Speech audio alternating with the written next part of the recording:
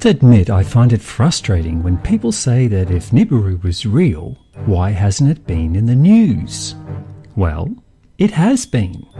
But the problem is that most of these people watch the 6 o'clock news, or skim through a newspaper, or look at a single news website on their way to work. Most of the 6 o'clock news programs last about 30 minutes. In that 30 minutes, you get about 4 minutes of local news, 2 minutes of international news, 4 minutes of sport, 3 minutes of weather, and then they finish off with a 2-minute feel-good news story like people riding their bikes in the park in the nude. That is about 15 minutes of so-called news. The rest of the 30 minutes is taken up by advertisements from their sponsors. Then let's not forget that 90% of all news, that is TV, radio, newspapers and internet, are all owned by 6 corporations.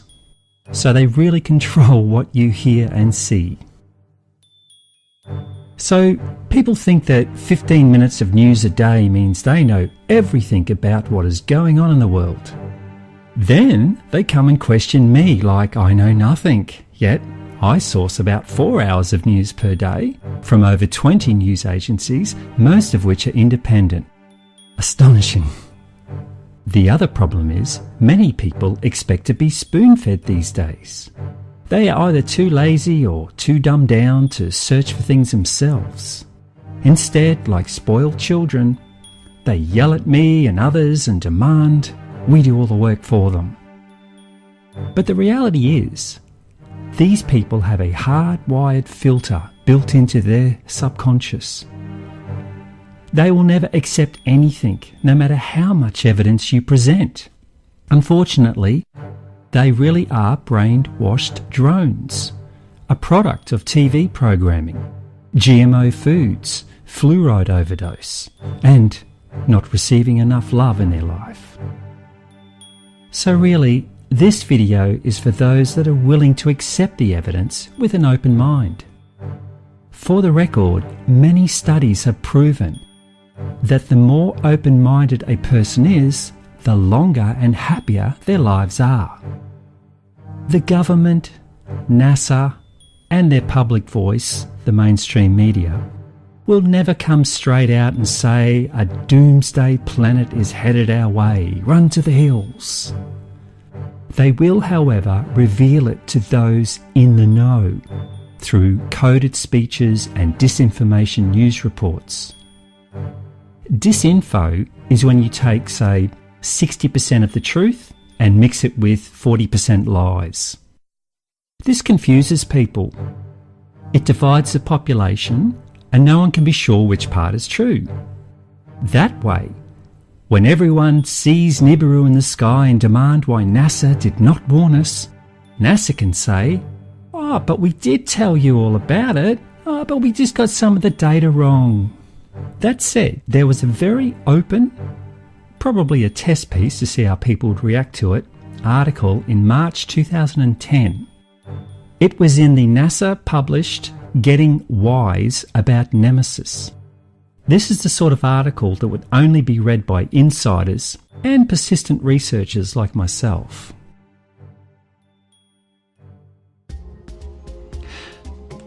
So here we have Astrobiology magazine online. It's a NASA publication, and this article, Getting Wise About Nemesis, which was by Leslie Mullen, published in March 11, 2010. So it starts with saying, a dark object may be lurking near our solar system, occasionally kicking comets in our direction. Nicknamed Nemesis, or the Death Star, this undetected object could be a red or brown dwarf star, or even a darker presence several times the mass of Jupiter. So what they're basically going on about here, we've got a paleontologist called David Rupp and Jack Sepkoski claimed that over the last 250 million years, life on Earth has faced extinction in 26 million year cycles. astronomers propose common impacts as a possible cause of these catastrophes. Well, they're correct that the dinosaur extinction was a result of Nibiru coming too close to the Earth. Then later on, of course, the flood of the Bible was another time it came a little bit too close. It goes on to say, our solar system is surrounded by a vast collection of icy bodies called the Oort cloud. If our sun were part of a binary system in which two gravitationally bound stars orbit a common centre of mass, this interaction would disturb the Oort cloud on a periodic basis, sending comets whizzing towards us. And this is exactly what I've been saying all along, that Nemesis is a dwarf star that is a binary star to our own sun. Okay, so the two actually revolve around each other. It's just that Nemesis is on a massive elliptical orbit, okay? So it actually comes into our solar system every 3,600 years, plus or minus 100 years, okay? It just goes on. That's a good picture showing next to that sun, there's a brown dwarf. Now we've got James Mattis. He's Emeritus Professor of Physics at the University of Louisiana at Lafayette. Suspects Nemesis exists for another reason. The comets in the inner solar system seem to be mostly coming from the region of the Oort cloud, and Matisse thinks the gravitational influence of a solar companion is disrupting that part of the cloud, scattering comets in our wake. So he calculates that Nemesis is 3 to 5 times the mass of Jupiter rather than the 13 Jupiter masses or greater that some other scientists think. I actually think that Matisse is spot on. 3 to 5 times is about correct. Richard Muller of the University of California of Berkeley first suggested the Nemesis theory and even wrote a popular science book on the topic. He thinks Nemesis is a red dwarf star 1.5 light years away. Well, it's not that far, but anyway.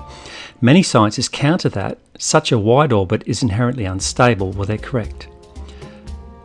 Binary star systems are common in the galaxy. It is estimated that 1/3 of the stars in the Milky Way are either binary or part of a multiple star system. Red dwarfs are also common. In fact, astronomers say they are the most common type of star in the galaxy. Brown dwarfs are also thought to be common, but there are only a few hundred known at this time because they're so difficult to see. Now, WISE is an acronym for Wide Field Infrared Survey Explorer. And they go on to say, they admit, they built this surveyor, put it into orbit specifically to hunt down Nemesis and Nibiru, okay? Because they've known about this since the 1980s. We now know that. So NASA is doing all they can to try and hunt it down. They're also creating machines or spacecraft, whatever you want to call it, to try and shoot down some of these asteroids that they know are going to come. And I talk about that in one of my other video series. So there you basically have it. This is quite an extensive article. It's very in-depth. It's amazing to read it, and it's amazing to see that they're using exactly the same terminology me and other researchers are using. And it just proves that some of the best brains at NASA are onto this, right? They know all about it and they're researching it. They're doing everything they can to try and find out as much as they can, which, you know, that's reassuring. However, the powers that be at NASA don't share their scientific fervour. A true scientist investigates and questions everything. But an administrative scientist is a bean counter, and he is a yes man that just does what he's told to do. So these guys ought to be commended for their hard work, and I really think they deserve a reward and public admiration for what they're doing. Anyway, I will leave the link for this article in the description. Check it out for yourself. On the 20th of January 2016, 2 NASA scientists went off the script and announced to the world that there is a massive planet on a huge elliptical orbit that is causing all sorts of upsets in our solar system. The cat was out of the bag. Therefore, NASA's Director of Planetary Science, Jim Green, a paid liar and disinformation puppet, scrambled. He gave a response to the article, but at the same time tried desperately to play it down. Possibly in his haste, he also let slip a little secret of NASA. That is, when data comes in that they can't hide, just come up with an alternative explanation to throw people off. And that is why people always use the acronym of NASA to mean never a straight answer.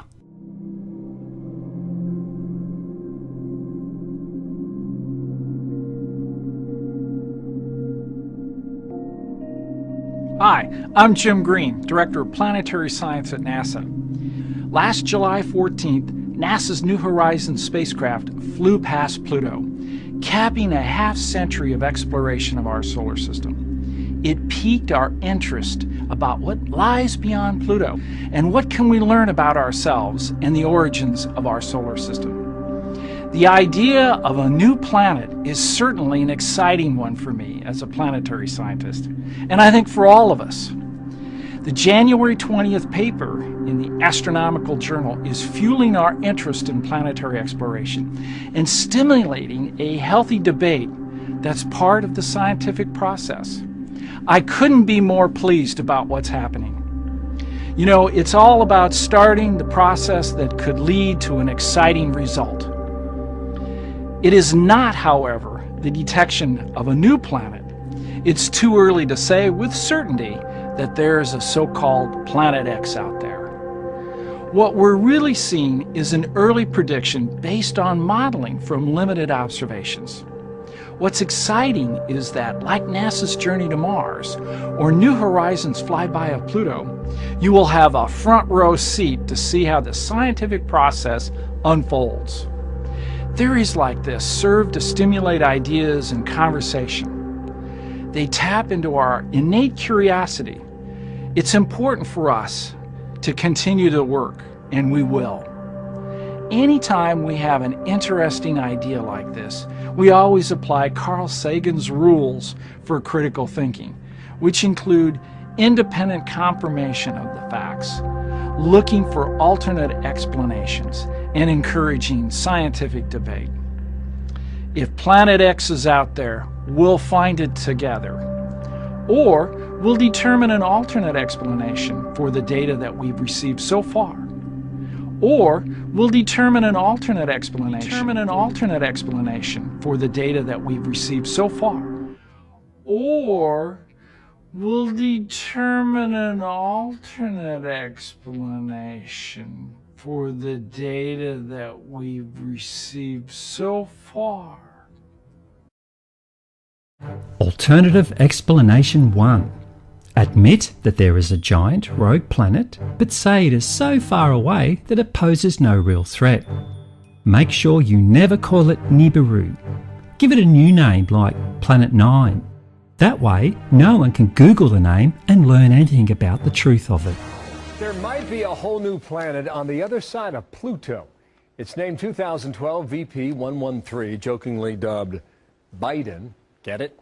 Corey Powers, editor-at-large for Discover Magazine in studio. How you doing, Corey? VP Biden. Right on. There we go. Correct on that. Two images show you. This is the arrow obviously pointing to it. But there are three dots on here. One is red, one is green, one is blue.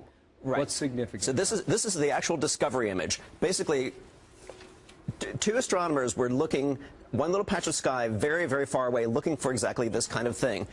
Stars don't move. Planets or anything that's like a planet does. So this is color-coded. This is what they saw on different nights. They're looking for one thing moving. They color-coded it to show that all these stars are staying still. This thing is moving, and the way it's moving... So this is just one... It's one object, color-coded. Is Pluto on this? Pluto's in a whole different part of the sky. So this is way out there. This is way out there. This is more than twice as far away as Pluto. Unbelievable. Why does this matter, Corey? Well, there are two ways you can look at it. I think I look at it first of all as an exploration question. That we know where we are on Earth. We've mapped our planet. Our solar system is still terra incognita. It's full of surprises.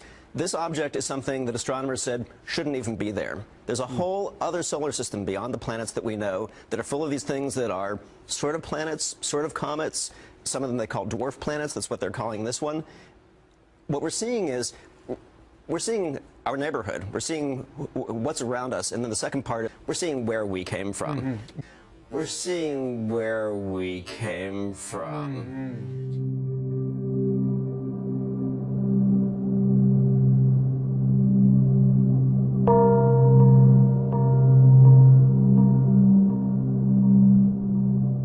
The oft-contested designation of Pluto as the 9th planet is back in the news again today. The California Institute of Technology published a study claiming they have discovered a true 9th planet beyond Pluto. For the first time in 170 years, evidence of this 9th planet was found on the far edge of the system. Astronomers at the California Institute of Technology have not directly seen it yet, but they think it's up to 10 times bigger than Earth and 20 times farther away than Neptune. Two scientists at Caltech say they've discovered a 9th planet in the outer corners of our solar system. It's pretty exciting to know it's out there and waiting to be found. 2 years ago, we realized that there was something funny going on in the outer solar system. What these orbits are showing us, they're showing us sort of a gravitational one-way sign towards the existence of an additional body. These researchers say for the last 13 years, a handful of objects have been found by other astronomers, and all of these objects swing in the same direction. That can't happen by chance, so we knew something funny was going on. Many may remember Mike Brown for his role in demoting Pluto as a planet about a decade ago. What's the evidence that it's there? So the evidence is that we can look at objects orbiting around our solar system and figure out why their motions are the way they are, because of the gravitational influences of everything else around. So we looked at a small group of objects newly discovered and realized we couldn't actually completely understand their motion. However, if we insert into the equation about that an object about the size of this planet 9, everything then worked out perfectly. So that's what gives the suspicion that it really does exist. They can't exactly see this thing from a telescope or anything like that. Instead, they are using data about how other objects as far out as Pluto are reacting and moving out of alignment, getting out of its way. So data like that actually suggests a heavy gravitational pull, which primarily comes from things that are qualified to be called planet. But they do have two giant telescopes on two different continents searching for the physical evidence of this thing's existence. Right now, the best that they can say is that something really, really, really big beyond Pluto exists because space rocks are moving out of the way, as well as it's causing misaligned positions among the outer planets. The orbit of other celestial bodies seem to be responding to something. What that is, nobody can actually confirm just yet. It's so far away that even though it's big, it's very, very dim and it'd be very tough to spot with a telescope. I'm also fascinated at the idea that this planet could be so far out there and still our sun be the mass that is keeping it in the gravitational pull of our solar system. Right, yeah, but no, it's true. That's incredible. And so there was a thought at one point from scientists that when they thought that there was something beyond Pluto, that it might have been all the massive objects floating in the Kuiper Belt, but it's not. Right, so all those objects are out there and they have a lot of mass, and originally the scientists said, look, a planet is such a crazy idea, maybe it's the Kuiper Belt itself that's pulling it on itself and making these orbits look funny. And they ran simulations and they tried to make that work and it didn't work. It just didn't work. There's not enough stuff out there. So you don't see it, but you said it's all about the numbers. So two scientists are playing around with numbers and they think what? They think, this doesn't add up. Yeah. We need to ask some other folks to take a look at this for us and tell us if we're crazy. And sure enough, that's what they did. The Caltech astronomers looked at the number and said, you know that idea about there being another planet? That's not a crazy idea. It looks like it's really possible. So now what they'll do is they'll let this information out to the rest of the astronomical community to try to help figure out what's going on, to make sure that everything's correct. And now they'll also do the observations. And some have already stepped forward to say they're convinced. Well, yes, they are pretty well convinced now. They need the visual evidence to back it up because, as I said, the numbers don't lie. But the critics of this study say that it's possible that this large body is simply an ancient core of a gas giant that was ejected out to the farthest reaches of the solar system thousands and thousands and thousands of years ago. What does this tell us about our solar system? Well, one thing it tells us is that we don't really understand it as well as we thought we did. And another is that it probably had a very violent beginning. This thing was probably formed much closer in and then flung out, maybe in a close encounter with Jupiter or something. You mentioned that scientists haven't seen it yet because of how far away it is and how dim it is. Is there a way for them to get visual evidence? Yes, so the biggest telescopes in the world can theoretically see this thing if they're looking in exactly the right place. And with the publication of this new paper today, they are now going to start to look in earnest. But Tegan and Brown are not the first to claim that they've discovered a new major planet beyond Neptune. In fact, the hunt for Planet X has been on for over a century. But every promising claim has ultimately been shut down by scientists. Shut down by scientists. Alternate explanation 2. Create a joke explanation that is so ridiculous that serious people will just dismiss it and ignore further study.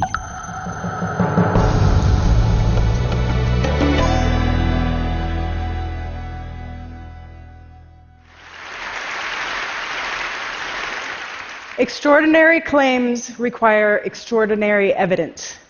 And it is my job, my responsibility as an astronomer to remind people that alien hypotheses should always be a last resort.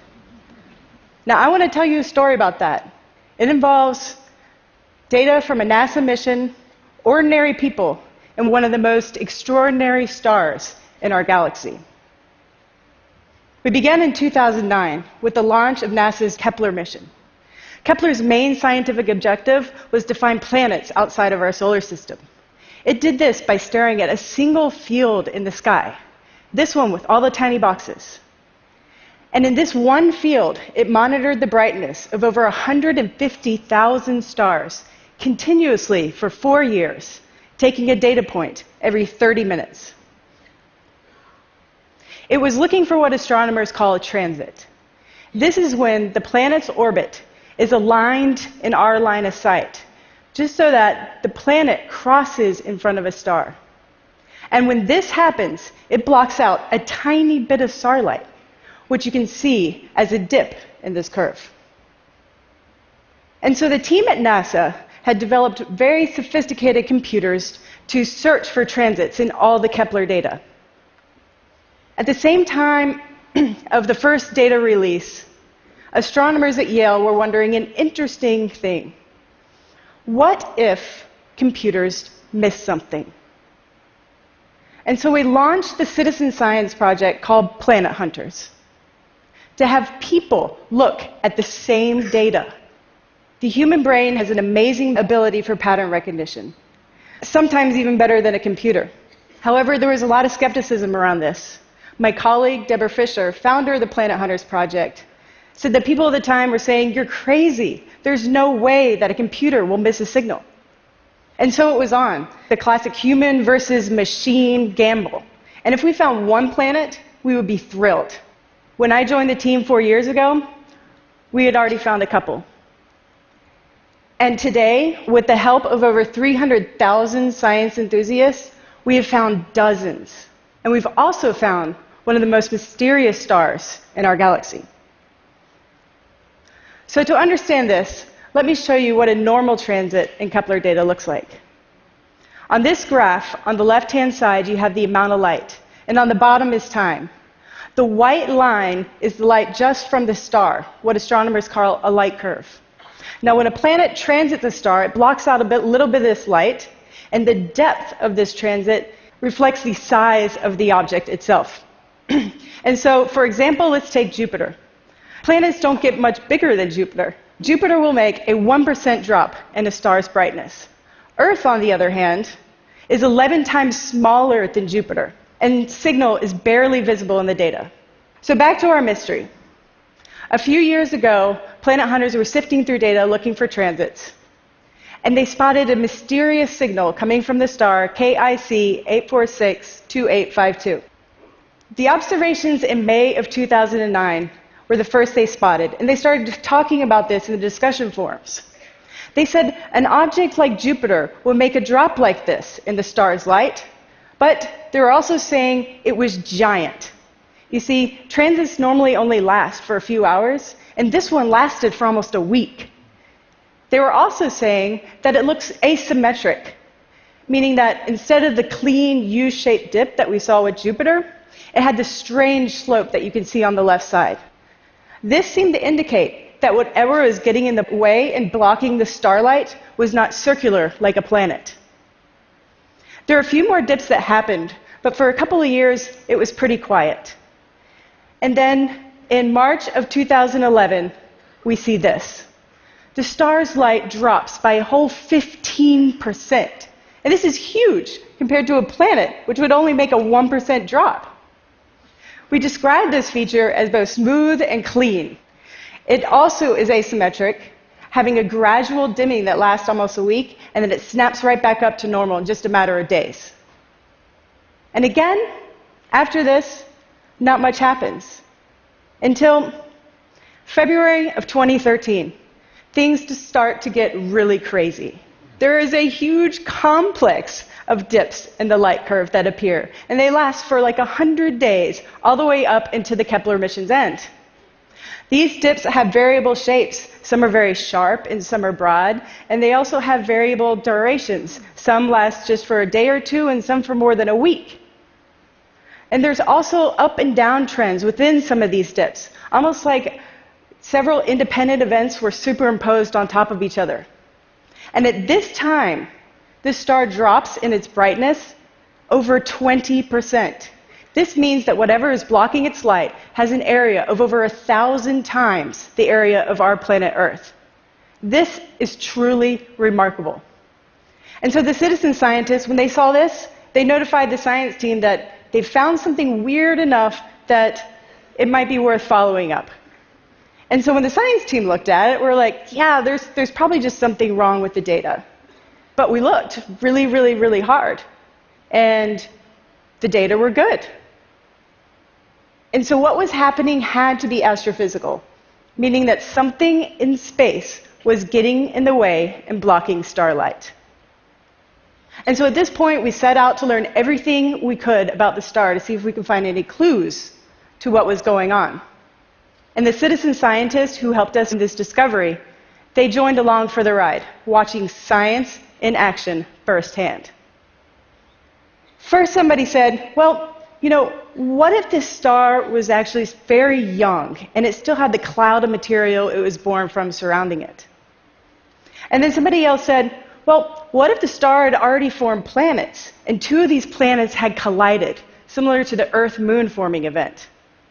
Well, both of these theories could explain part of the data, but the difficulties were that the star showed no signs of being young, and there was no glow from any of the material that was heated up by the star's light. And you would expect this if the star was young or if there was a collision and a lot of dust was produced. And so somebody else said, well, how about a huge swarm of comets that are passing by the star in a very elliptical orbit? Well, it ends up that this is actually consistent with our observations. But I agree, it does feel a little contrived. You see, it would take hundreds of comets to reproduce what we're observing. No, it would actually take millions of asteroids.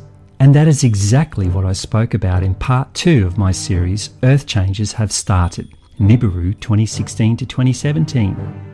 NIBIRU must pass through the Kuiper Belt, an asteroid field between Jupiter and Mars, before it arrives here. As it passes through, it picks up and drags millions of rocks and debris from those fields.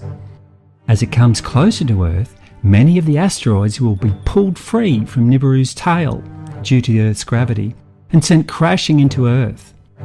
That has already started, and it's only going to get worse. Indeed, at least 1 month before NIBIRU is even seen in the sky, we could see mass meteor showers on a global scale. Anyway, notice how she admits it is the most viable explanation, but then she waters it down, calling it contrived. And so we went ahead and published our findings. Now let me tell you, this was one of the hardest papers I ever wrote. Scientists are meant to publish results, and this situation was far from that. And so we decided to give it a catchy title, and we called it Where's the Flux? I will let you work out the acronym.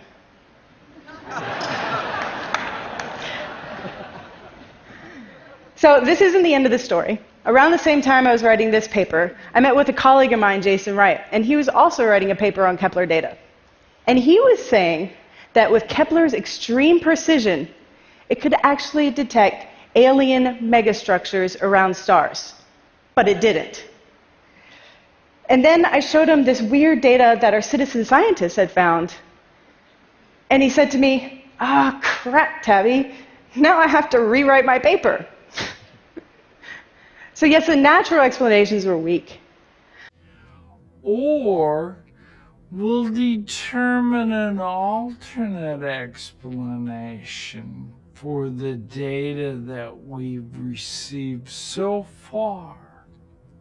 And we were curious now, so we had to find a way to rule out aliens. So together, we convinced a colleague of ours who works on SETI, the Search for Extraterrestrial Intelligence, that this would be an extraordinary target to pursue. We wrote a proposal to observe the star with the world's largest radio telescope at the Green Bank Observatory. A couple months later, news of this proposal got leaked to the press. And now there are thousands of articles, over 10,000 articles, on this star alone. And if you search Google Images, this is what you'll find.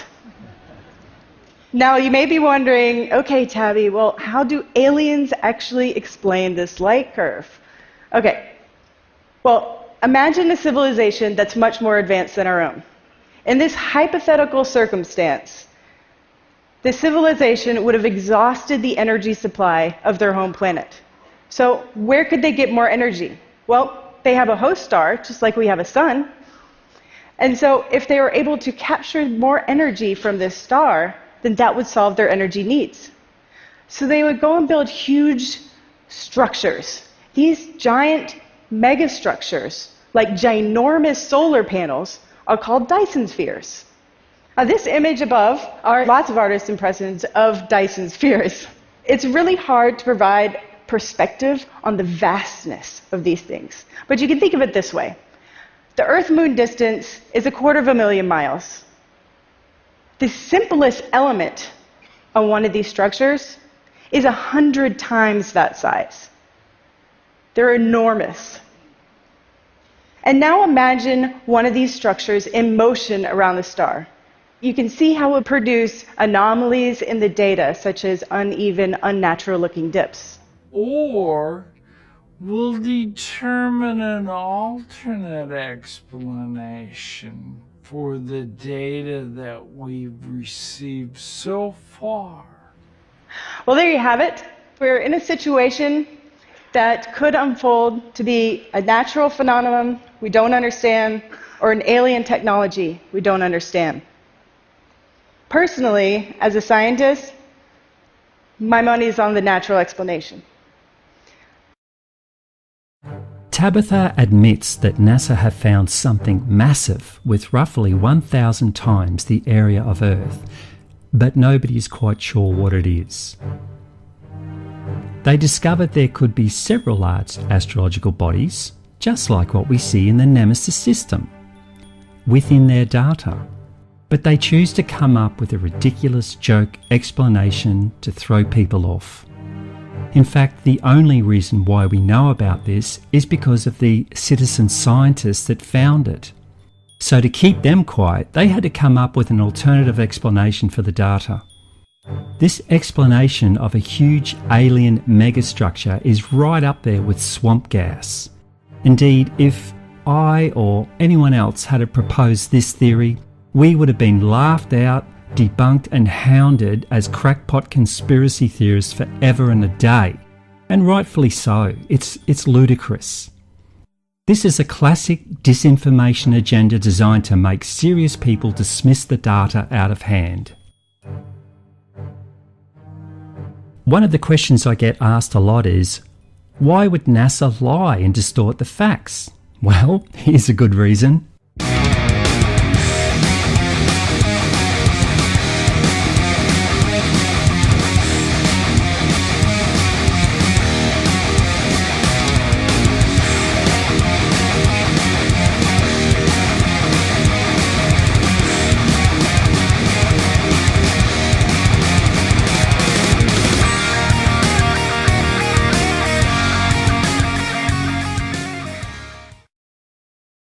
Luckily for us, the Russian government and media do not treat their population like children and admit the facts as they come to hand.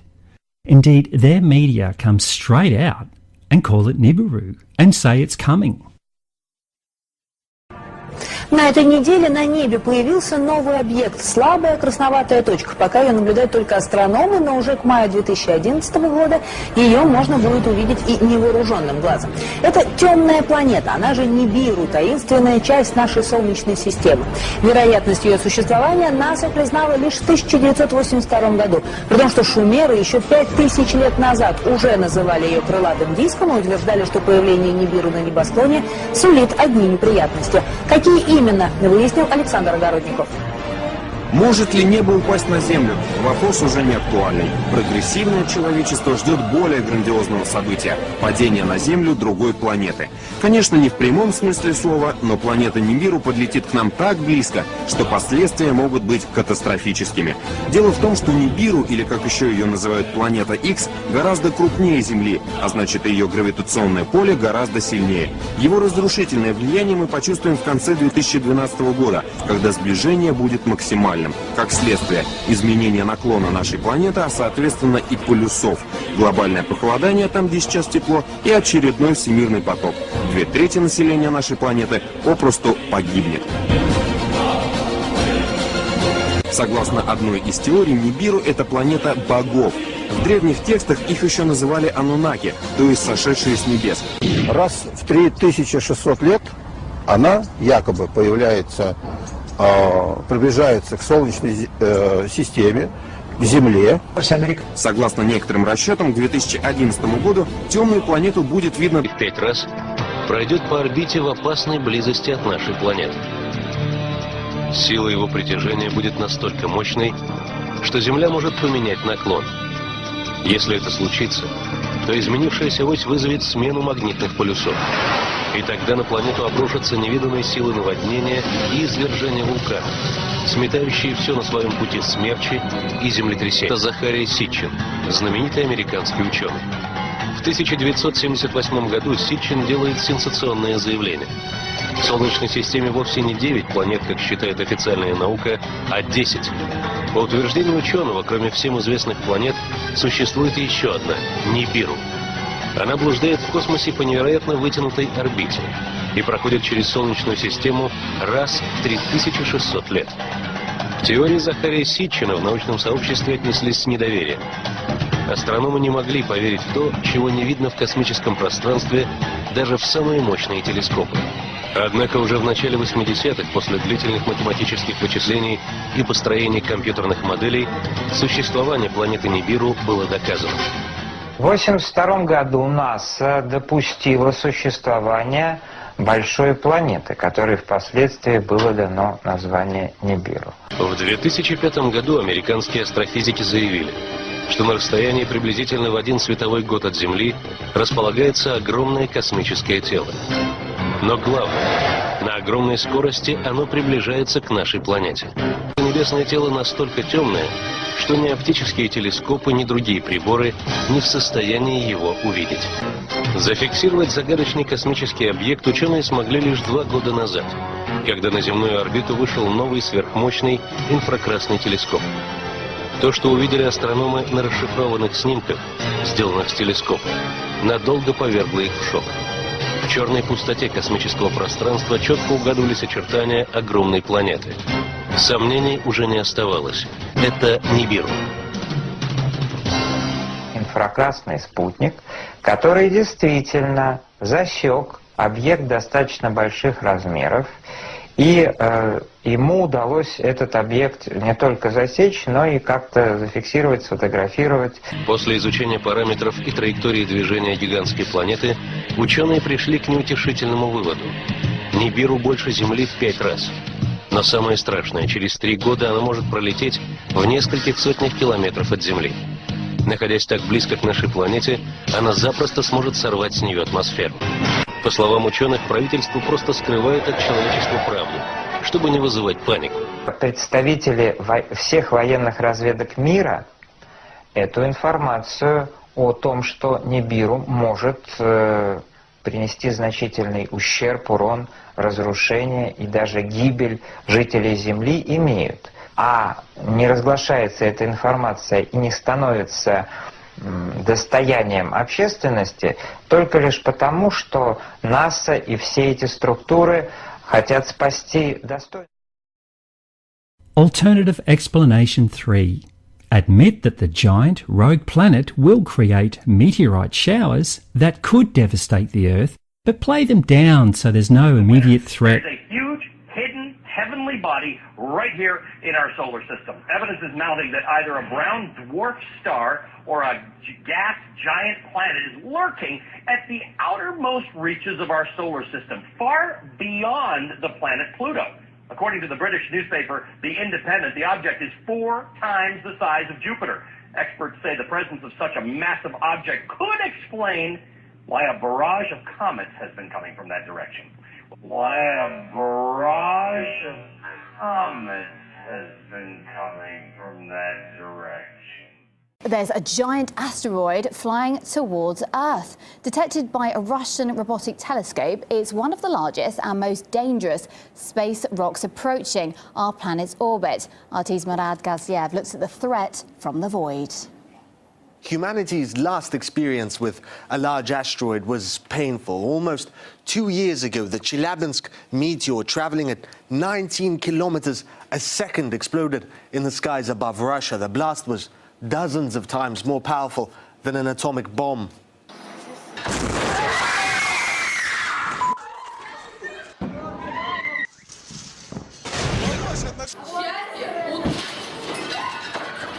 But that meteor was only 20 or so meters in diameter, weighing about as much as the Eiffel Tower. This new asteroid is an entirely different story. It's 20 times bigger, the size of a village, weighing millions of times more. If this asteroid, for now called 2014 UR116, flew into our atmosphere, it wouldn't just burn up in the air and shatter windows. This would hit the planet's surface, potentially killing millions. But calm for now. It's not yet on a collision course with Earth. The danger is, as it passes near planets and the sun, gravity could alter its path. In fact, the Russian Space Agency, which detected UR116, has satellites watching just for such objects. And it's not only Russia. An American observatory a decade ago detected another similar asteroid. There was a big scare about that, if you remember. Apophis was named after the Egyptian god of evil, and asteroids that size hit Earth on average once in 80,000 years. NASA gave it a very real chance of impacting our planet, though that was later revised down. But the danger from asteroids is very real, and astronomers are increasingly keeping an eye out and thinking about what to do if they confirm a collision course, though don't expect anything quite as dramatic as Bruce Willis leading his team of misfits to save the world.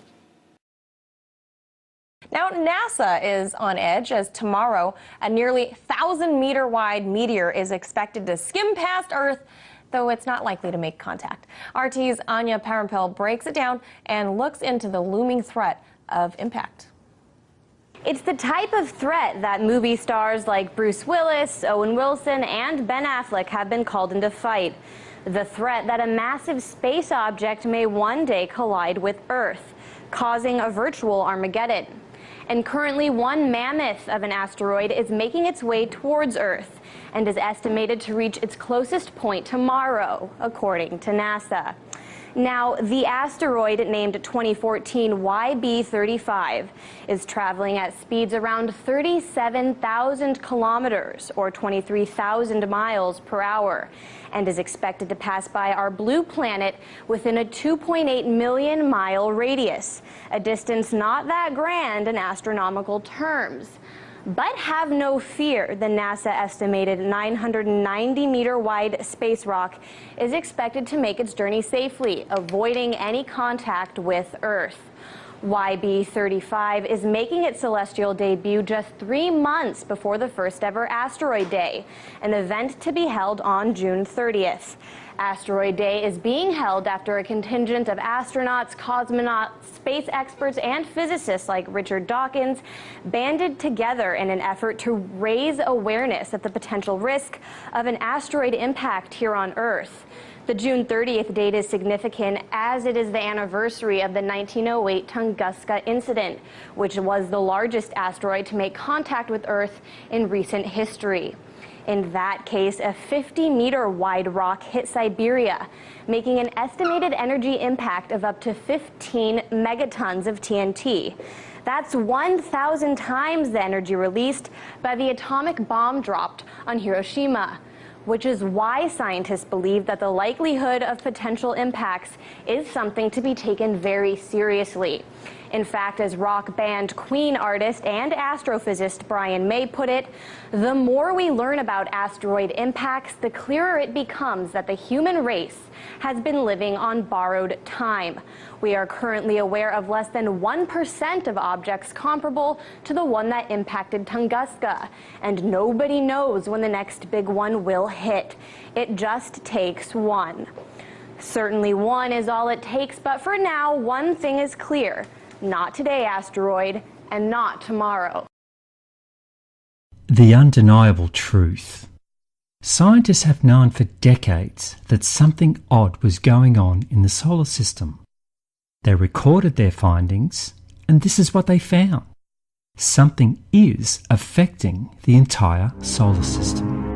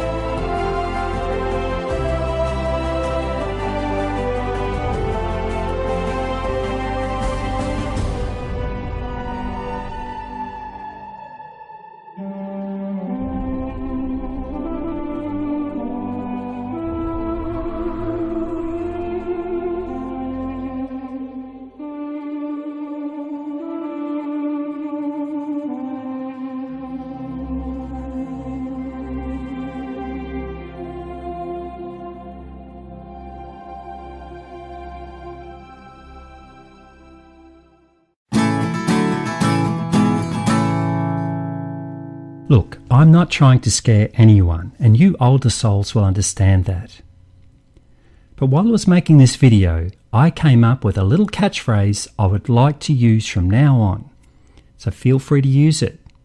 It goes like this. Don't get scared, just get prepared. Don't get scared, just get prepared. Don't get scared, just get prepared. Don't get scared, just get prepared. Don't get scared, just get prepared. There you go.